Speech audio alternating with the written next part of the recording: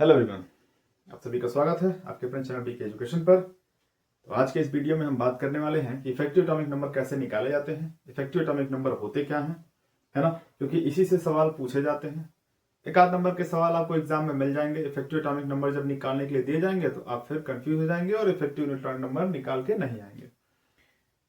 तो उसी को ध्यान में रखते हुए हम बात करेंगे किसके बारे में, तो इफेक्टिव एटॉमिक नंबर क्या होता है और इसको निकालते कैसे हैं। चलिए बात करते हैं इफेक्टिव एटॉमिक नंबर होता क्या है। तो इफेक्टिव एटॉमिक नंबर को हम EAN भी कहते हैं, है ना, जिन्हें प्रभावी परमाणु क्रमांक भी बोला जाता है। तो इफेक्टिव एटॉमिक नंबर होता क्या है, तो इफेक्टिव एटॉमिक नंबर ऐसा नंबर होता है जो हमारे सेंट्रल मेटल एटम के चारों ओर या तो उनका खुद का इलेक्ट्रॉन, है ना, जो हमारे सेंट्रल मेटल एटम होते हैं या तो उनका खुद का इलेक्ट्रॉन और उन्हीं के पास में जुड़े हुए लिगेंडो के द्वारा डोनेट किए गए इलेक्ट्रॉनों की संख्या के क्या होता है, बराबर होता है ना। देखिए लिखा हुआ है यहाँ पे the EN is the total number of electron surrounding central metal atom in a complex. जो भी हमारे कॉम्प्लेक्स दिए गए होते हैं उस कॉम्प्लेक्स में जो हमारे सेंट्रल मेटल एटम के इलेक्ट्रॉन चारों ओर जो घूमते हैं और साथ ही, है ना, साथ ही उसके खुद के इलेक्ट्रॉन हो सकते हैं और डोनेट इलेक्ट्रॉन भी हो सकते हैं। जो लिगेंड के द्वारा इलेक्ट्रॉन डोनेट किया गया होता है वही उनकी कुल संख्या जो होती है वो इफेक्टिव एटॉमिक नंबर होते हैं।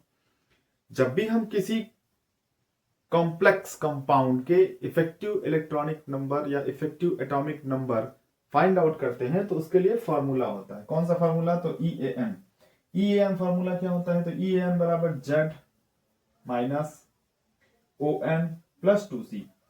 क्या होता है ये, तो ये फॉर्मूला आपको सीधा सीधा याद रखना है। जब भी EAN की बात करेंगे तो Z जो होता है वो एटॉमिक नंबर होता है किसका, तो सेंट्रल मेटल एटम का एटॉमिक नंबर। ON जो होते हैं वो ऑक्सीडेशन नंबर होते हैं और C जो होता है वो नंबर ऑफ लिगेंड होते हैं, है ना। चलिए दिखाते हैं इसको। जब भी हम बात करेंगे किसकी, जब भी हम बात करेंगे Z की, तो Z क्या होते हैं, Z जो होते हैं वो atomic number of central metal atom होते हैं, है ना।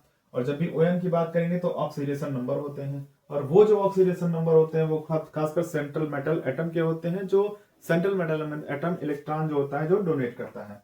वहीं बात करते हैं C का, तो C जो होता है वो नंबर ऑफ लिगेंड होता है और ये 2 जो होते हैं वो पर्टिकुलर वहीं जुड़े हुए होते हैं हमारे फॉर्मूले में, है ना। तो ये आपको ध्यान में रखने हैं जब भी बात की जाएगी। तो इफेक्टिव इलेक्ट्रॉनिक नंबर निकालने के लिए आपको क्या चाहिए, Z minus oxidation number plus 2C। अब बात ये आती है कि हम कैसे आइडेंटिफाई करेंगे कौन हमारा लिगेंड है, कौन सेंट्रल मेटल एटम है, कौन कोऑर्डिनेशन नंबर है। तो जब भी ऐसी बात आएगी तो उसके लिए हमें देखना होगा कि जब भी आपको ये ऐसे कुछ कंपाउंड दिए गए हों, इसे हम कहते हैं क्या, कॉम्प्लेक्स कंपाउंड। क्या बोलते हैं, कॉम्प्लेक्स कंपाउंड, है ना। जब हम इसे कॉम्प्लेक्स कंपाउंड की बात करेंगे तो इस वाला कॉम्प्लेक्स कंपाउंड में जो होते हैं ये हमारे सेंट्रल मेटल एटम होते हैं। ये कोबाल्ट है, ध्यान रखिएगा, ये कार्बोनिल नहीं है, कोबाल्ट है। जब भी ऐसे होते हैं तो सेंट्रल मेटल एटम का जो होता है कोबाल्ट जो होगा वो सेंट्रल मेटल एटम होगा। जब भी हम NH3 की बात करेंगे तो वो लिगेंड होंगे और इस पे जो चार्ज होता है वो कॉम्प्लेक्स पे टोटल चार्ज होता है ना। टोटल चार्ज होते हैं जो इनके ऊपर लगाए जाते हैं और ये जो हमारे होते हैं वो कोऑर्डिनेशन नंबर होते हैं। इन्हीं को देखते हुए हम क्या करते हैं, अपने जो हमारे कॉम्प्लेक्स दिए गए होते हैं उन कॉम्प्लेक्सों के हम क्या निकालते हैं, इफेक्टिव एटॉमिक नंबर निकालते हैं। चलिए निकालना सीखते हैं इफेक्टिव एटॉमिक नंबर। तो जब भी इफेक्टिव एटॉमिक नंबर की बात करेंगे तो निकल का आपको क्या चाहिए, एटॉमिक नंबर। तो निकल का एटॉमिक नंबर क्या होता है, 28। इसकी बात करेंगे जब भी हम ऑक्सीडेशन नंबर निकालेंगे तो निकल जिसका निकालना होता है उसका मान लेते हैं X प्लस कार्बोनिल का होता है कितना मोल, आपको दे रखा है 4 मोल और ये मल्टीप्लाई किया जाता है 0 से इक्वल टू 0। जब ऐसा होगा तो निकल का ऑक्सीडेशन नंबर जो होता है वो क्या होता है, 0, है ना। निकल का ऑक्सीडेशन नंबर 0 प्लस 2 इंटू ये हमारा जो नंबर होता है इनको हम क्या करते हैं, यहां मल्टीप्लाई कर देते हैं। देखिए 28 और फिर क्या हो जाएगा, प्लस 4 2 जा 8, क्या मिलेगा 36। तो ये हमारा इफेक्टिव एटॉमिक नंबर जो होता है वो क्या होगा, वो 36 होगा। वैसे ही हम बात करेंगे इनके इफेक्टिव एटॉमिक नंबर कैसे निकाले जाएंगे। तो इनके इफेक्टिव एटॉमिक नंबर निकालने के लिए आयरन का आप जानते हैं 26 माइनस ऑक्सीडेशन नंबर अभी हमने निकाला जैसे वैसे यहां भी निकालेंगे तो क्या आएगा 0 प्लस 2 इंटू 5 से मल्टीप्लाई करेंगे क्या मिल जाएगा 26 और प्लस 10 इक्वल टू 36, है ना। तो ये जो होते हैं ये हमारे इस तरह से इफेक्टिव एटॉमिक नंबर्स निकाले जाते हैं। तो ये ध्यान रखिएगा, जब भी आपको कॉम्प्लेक्स ऐसे दे दे तो फिर क्या करेंगे, जब भी कॉम्प्लेक्स आपको ऐसे मिल जाए इसमें काउंटर आयन दिया गया हो, तो हमेशा ध्यान रखिएगा जब भी इफेक्टिव एटॉमिक नंबर निकाला जाता है तो उसमें काउंटर आयंस के इफेक्टिव एटॉमिक नंबर्स नहीं निकाले जाते।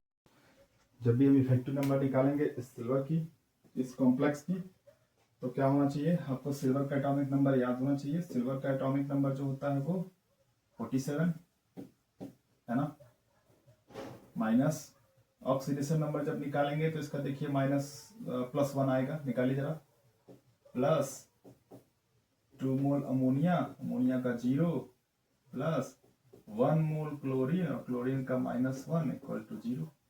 तो यक्स प्लस देखिए तो खत्म हो जाएगा, और ये -1, तो -1 को उधर भेजेंगे तो इक्वल टू प्लस का 1, यहाँ क्या हो जाएगा 1 प्लस 2 इंटू क्या लिखा जाएगा, ये 2 नंबर, तो ये 2 लिख देंगे तो क्या मिल जाएगा 47, और जब मल्टीप्लाई करेंगे तो क्या होगा 4, ऐड करिए 51 -1 इक्वल टू 50, है ना। तो ये हमारा जो होगा वो इफेक्टिव एटॉमिक नंबर किसका होगा, तो इफेक्टिव एटॉमिक नंबर जो होगा वो 50, किसका, तो इस कॉम्प्लेक्स का। सेम वैसे ही कॉम्प्लेक्स यहां दिए गए हैं, कॉम्प्लेक्स कंपाउंड, जब भी इसको निकालेंगे तो देखते हैं, जब इसको निकालने आएंगे तो क्या करना होगा, ये हमारे जब भी इनकी जरूरत तो होगी नहीं, लेकिन इनकी जरूरत कब होगी, जब हम ऑक्सीडेशन नंबर निकालेंगे सेंट्रल मेटल एटम का। तो इफेक्टिव एटॉमिक नंबर निकालने के लिए क्या करेंगे, effective atomic number equal to, आपको क्या पता होना चाहिए, सिल्वर का एटॉमिक नंबर, सिल्वर का एटॉमिक नंबर होता है 80, है ना। 80 के बाद आपको निकालना होगा सिल्वर का ऑक्सीडेशन नंबर। तो सिल्वर का जब आप ऑक्सीडेशन नंबर निकालेंगे तो देखिए यहाँ पे पोटेशियम 2 मोल है और पोटेशियम का होता है +1, प्लस सिल्वर आपको एक ही मोल दिया वैसे x मान लेंगे, और जब भी बात करेंगे 4 मोल देखिए आयोडीन दिया है, तो आयोडीन का जो होता है वो -1 इक्वल टू 0। सॉल्व करिए, 2 प्लस x, इसका मल्टीप्लाई करेंगे तो -4 इक्वल टू 0। जब सॉल्व करेंगे तो -4 प्लस का 2 सब्ट्रैक्ट हो जाएगा और बचेगा x -2 इक्वल टू 0। वही हम इसको सॉल्व करेंगे तो x इक्वल टू प्लस का 2, है ना। तो यहाँ पे ऑक्सीडेशन नंबर 2 फिल करेंगे, +2 इंटू सी की वैल्यू यहाँ से आएगी, जब भी सी की वैल्यू यहाँ से आएगी तो यहाँ 4। सॉल्व करिए, 80 - 2 प्लस 4 2 = 8, ऐड करिए 88 - 2 कितना मिला 86। ये 86 जो है वो क्या है, जो 86 या 86 जो है वो इफेक्टिव एटॉमिक नंबर है। इफेक्टिव एटॉमिक नंबर किसका है, तो वो है हमारे इस कॉम्प्लेक्स का इफेक्टिव एटॉमिक नंबर, है ना। तो ऐसे ही हम बहुत सारे जितने भी हमारे कंपाउंड दिए गए होंगे, जितने भी हमारे कोऑर्डिनेशन नंबर दिए गए होंगे, कोऑर्डिनेशन कंपाउंड दिए गए होंगे, उस कोऑर्डिनेशन कंपाउंड से हम क्या कर सकते हैं, effective atomic number find out कर सकते हैं। आपको सिर्फ फार्मूला क्या होना चाहिए, याद होना चाहिए।